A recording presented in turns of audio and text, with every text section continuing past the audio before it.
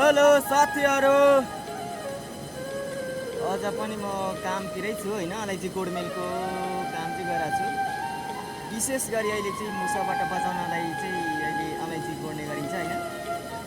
त्यसकै क्रममा चाहिँ मैले आज के भने एउटा गोल्सै भन्ने बिरुवाको फल चाहिँ भेटाएँ होइन।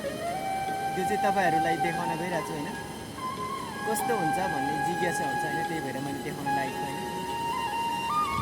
यो चाहिँ यस्तो हुन्छ कि अब गोल्सै भन्ने फल चाहिँ यस्तो हुन्छ क्या। कस्तो छ त गोल्सै भन्ने यस्तो हो कि। गोल्सै भन्ने फल चाहिँ यस्तो हुन्छ है साथीहरू। यो चाहिँ माटो साटो होइन, माटोभित्र पनि फल्ने हो कि यो। पत्करहरू यसलाई त्यति स्याहार सुसार पनि चाहिँदैन होइन, जस्तोबाट पनि फल्न सक्छ यो। यस्तो हुन्छ कि पत्कर, यसको बोट भनेको चाहिँ यस्तो हुन्छ कि छोटो क्या, छोटो डल्लो मात्रै हो।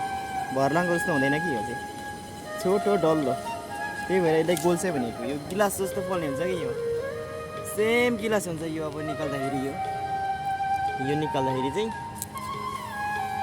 यस्तो हुन्छ है। गोल्सै भन्नेको फल चाहिँ भर्लाङको सेकेन्ड भन्दै मेरो भिडियो चाहिँ यति नै बनाएँ आजलाई।